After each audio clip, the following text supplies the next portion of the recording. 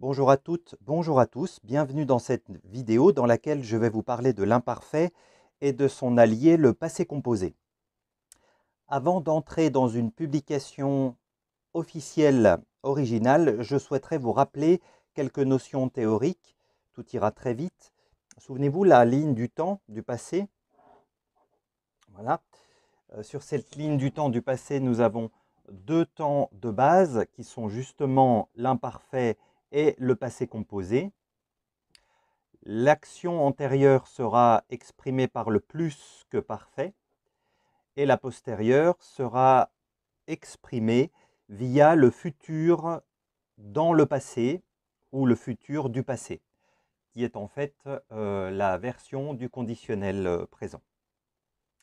Donc, les deux temps qui nous intéressent aujourd'hui sont ceux-ci, et comme vous le constatez, tous les deux sont utilisés pour exprimer une action d'un temps de base dans le passé. La différence entre l'imparfait et le passé composé, les différences, on va dire, sont les suivantes. L'imparfait sera utilisé pour la description, pour exprimer un contexte ou une habitude. D'accord? Alors que le passé composé exprimera une action précise, souvent rapide, passé terminé dans le passé. Donc l'action est passé terminé. On connaît le début et on en connaîtra la fin. Donc voilà pourquoi ces deux temps s'utilisent au même niveau sur la ligne du passé. Ils n'ont pas la même utilité. Donc, si nous revenons maintenant dans la publication que je vous propose de lire ensemble, et je vais surbriller, laissez-moi prendre mon surbrilleur si j'en trouve un, je vais surbriller ou souligner, puisque je ne trouve pas de surbrilleur. La voici. Donc, je vais surbriller les temps. Et après, on verra si ces temps sont bien utilisés ou pas. Vous pouvez déjà réfléchir durant la lecture. Accident de la circulation à Courtételle le 16 octobre 2019. Mercredi 16 octobre 2019, vers midi 5, un automobiliste circulait sur la rue du Vieux Moulin à Courtételle en direction du centre du village. À la hauteur de la déchetterie, pour une raison que l'enquête devra établir, il se déportait sur la voie de circulation réservée aux véhicules circulant en sens inverse. De ce fait, il heurtait frontalement une voiture qui circulait correctement en direction de la sortie du village. Blessé, le conducteur fautif était pris en charge par une ambulance et transporté à l'hôpital du Jura à Delémont. Le 6-12 était mandaté sur place en raison d'un dégagement de fumée d'un des véhicules en cause. Le trafic a été perturbé sur le tronçon en question durant 1 heure environ. Donc ici, nous avons un texte au passé, mais certains temps n'ont pas été utilisés correctement et vous les avez peut-être déjà décelés en m'écoutant lire. Donc, le premier temps ici est à l'imparfait et il est correct puisqu'il s'agit ici d'une description. On décrit l'automobiliste qui circule.